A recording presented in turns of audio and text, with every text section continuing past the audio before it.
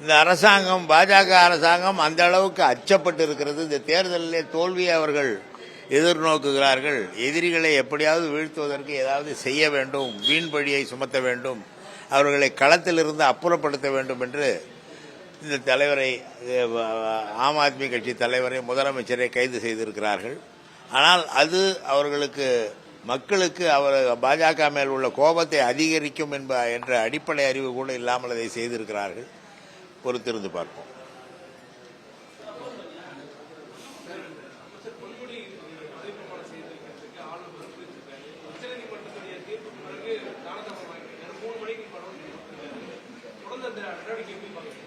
இந்த ஆளுநர் பதவி இருக்கிறது, அது எவ்வளவு சாதாரண பதவி என்பதை நான் விளக்குவதற்கு பெரிதாக ஒன்றும் சொல்ல வேண்டியதில்லை. அது ஒரு நியமன பதவி, குடியரசுத் தலைவரின் பிரதிநிதியாக நியமிக்கப்பட்ட பதவி. ஒரு குடியரசுத் தலைவர் 2 நாடுகளுக்கு குடியரசுத் தலைவராக இருக்க முடியாது. ஒரு முதலமைச்சர் 2 நாடுகளுக்கு ஒரு மாநிலங்களுக்கு முதலமைச்சராக இருக்க முடியாது. இப்பொழுது சிபி ராதாகிருஷ்ணன் எங்கெங்கே காலியாக, எந்த மாநிலத்தில் ஆளுநர் பதவி காலியாக இருக்கிறதோ அந்த மாநிலத்துக்கெல்லாம் அவர்தான் ஆளுநராக இருக்கிறார் என்றால் அது ஒரு ஒப்புக்கான பதவி என்பது அதன் மூலமே தெரிகிறது. தமிழிசை சவுந்தரராஜன் 2 மாநிலத்துக்கு ஆளுநராக இருந்தார். அது ஒரு ஒப்புக்கான பதவி. அவர்கள் சட்டப்படி நடப்பதுதான் அவர்கள் கடமை. மக்களால் தேர்ந்தெடுக்கப்பட்ட, ஜனநாயக முறைப்படி மக்களால் தேர்ந்தெடுக்கப்பட்ட ஆட்சியிலே அந்த ஆட்சியை நடத்துகிற அந்த கட்சியின் தலைவர் தான் முடிவெடுக்க வேண்டும் என்ற அடிப்படை, எப்படி சொல்வது என்று கோபத்திலே சொல்ல வேண்டால் அறிவு கூட இந்த ஆளுநருக்கு இல்லை என்றுதான் சொல்ல வேண்டும். இவருக்கு ஒன்றும் தெரியாது. கால்டுவெல்லை தெரியாது, போப்பை தெரியாது, திருக்குறள் தெரியாது, எதுவும் தெரியாது. ஆனால் அது பற்றியெல்லாம் கருத்து சொல்லிக் கொண்டிருப்பார். தனக்கு ஒன்றும் தெரியவில்லை என்பதை அடிக்கடி காண்பித்துக் கொள்வதுதான் இந்த ஆளுநரின் வேலையாக இருக்கிறது. நீதிமன்றம் 2வது முறையாக கொடுத்த அடியிலே அச்சப்பட்டு அவர் இப்பொழுது இந்த பதவி பிரமாணத்திற்கு ஒப்புக்கொண்டிருக்கிறார். ஏற்கனவே செந்தில் பாலாஜி விவகாரத்தில் இவரே அவரை பதவி நீக்கம் செய்ததை எதிர்த்து நீதிமன்றம் கண்டித்தது.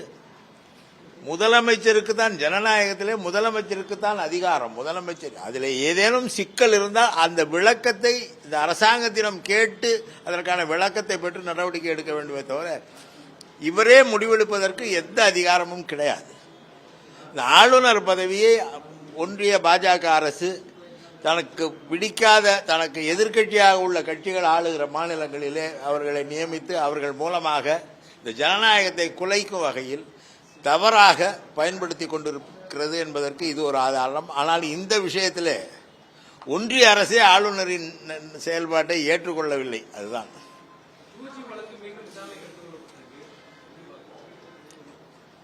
2G வழக்கு நடந்து அந்த விசாரணை நீதிமன்றத்திலே மிக தெளிவாக அதற்கு தீர்ப்பு வந்துவிட்டது. அப்பொழுதே இவர்கள் மேல்முறையீடு செய்தார்கள் டெல்லி உயர்நீதிமன்றத்திலே. 10 ஆண்டு காலமாக பாஜக தான் மத்தியில் ஆட்சியில் இருக்கிறது. இந்த 10 ஆண்டு காலமாக அந்த மேல்முறையீட்டு வழக்கினை எடுத்து நடத்துவதற்கு இவர்கள் ஒரு நடவடிக்கையும் எடுக்கவில்லை. இப்பொழுது தேர்தல் நெருக்கத்திலே அவர்கள் அதை செய்திருக்கிறார்கள். காரணம், தேர்தல் பயம் என்பதுதான் வெளிப்படையாக தெரிகிறது.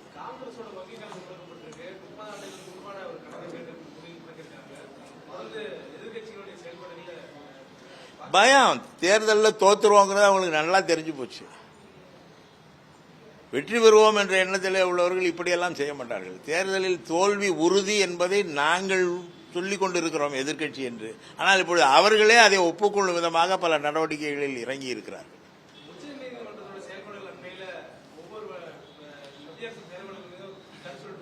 ஆமா, கட்டாயமாக இது சட்டத்துக்கு புறம்பான செயல்பாடு. நாங்கள் இப்ப வழக்கு தொடுத்தவர்களில் நாங்களும் திமுகவும் ஒன்று. இவர்கள் நீதிக்கு புறம்பாக, சட்டத்திற்கு புறம்பாக, அரசியலமைப்பு சட்டத்துக்கு புறம்பாக பல நடவடிக்கைகளை மேற்கொண்டு வருகிறார்கள். இதை நீதிமன்றம் தான் இந்த நாட்டை காப்பாற்ற வேண்டும், இந்த அரசியலமைப்பு சட்டத்தை காப்பாற்ற வேண்டும். அந்த வகையிலே நீதிபதிகள் முறையாக செயல்பட்டு வருகிறார்கள். நீதிமன்றம் இதை சரியாக கவனிக்கிறது என்ற மகிழ்ச்சியிலே நாங்கள் இருக்கிறோம். செய்திகளை உடனுக்குடனும் துல்லியமாகவும் தெரிந்து கொள்ள சப்ஸ்கிரைப் பண்ணுங்க.